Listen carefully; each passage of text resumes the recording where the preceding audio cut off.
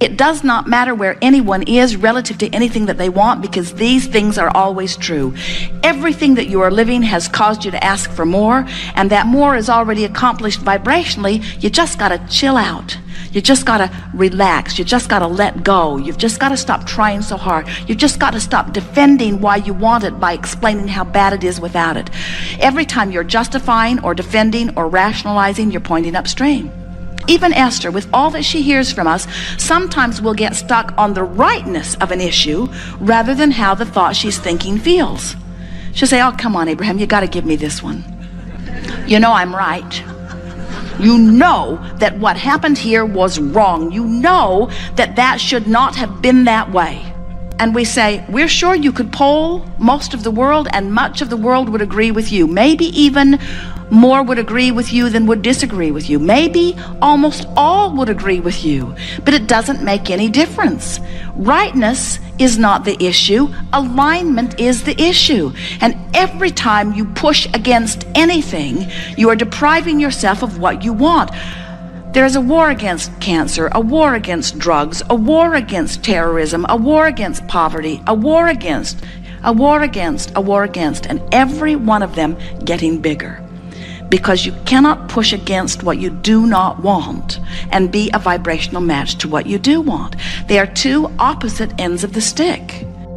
There are so many things that you want somebody else to do something so that you can feel better. And we say, friends, you got to give that up. You're living a very conditional love. You're saying, that condition feels good to me and that condition feels bad to me. So make that condition more like that condition and then I'll feel better. And we say, what you're doing is sort of sloppy thinking. You're saying, I don't want to ever have to deliberately direct my thoughts. I want somebody to figure out how to control the world so that I can just sort of sloppily look around and most of what I see will make me feel good.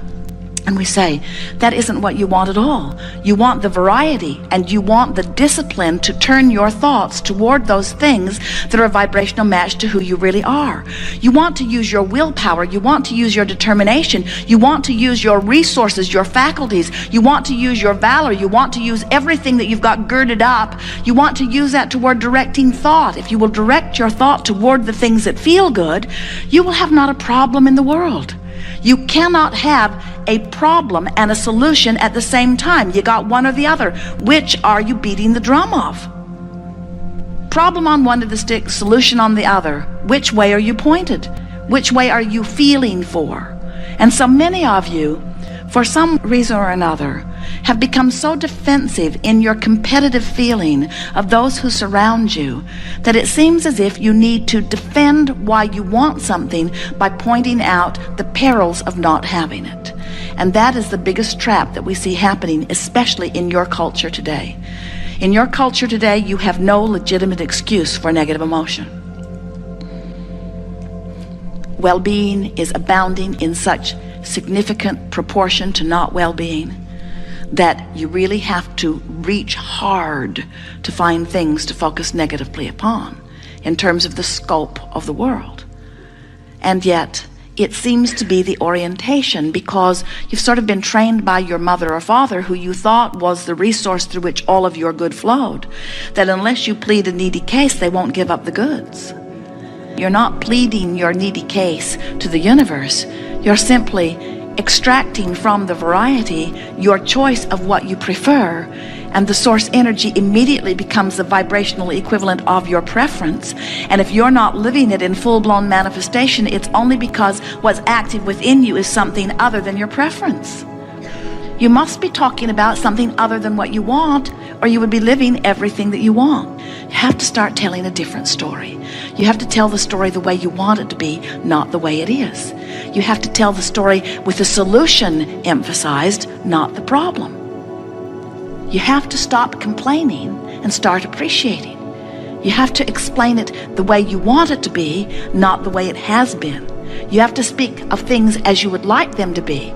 And in all of this, what we're really saying is, just from where you stand, reach for the best feeling thought that you can find. Don't try to mimic the bright sunshine lollipop, tuned in, tapped in, turned on, annoying rainbow sunshine lollipop, rainbow good feeling people. They just drive you crazy, don't they?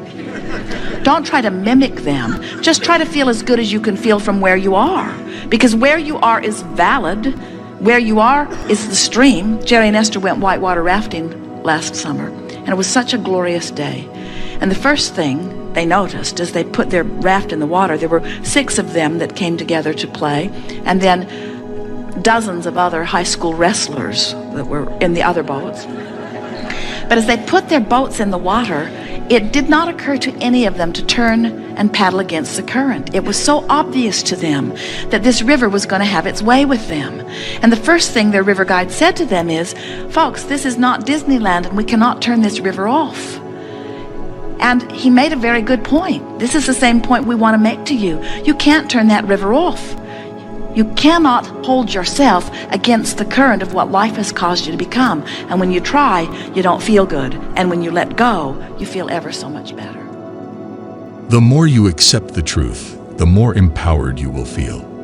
You are the creator of your own life, and there is no one who can make you feel a certain way without your permission. You are in control of your own destiny, and this is something to be proud of. You can choose to live a fulfilling and rewarding life, or you can choose to live a meaningless and unfulfilling one. Your actions today will determine what kind of life you'll have tomorrow.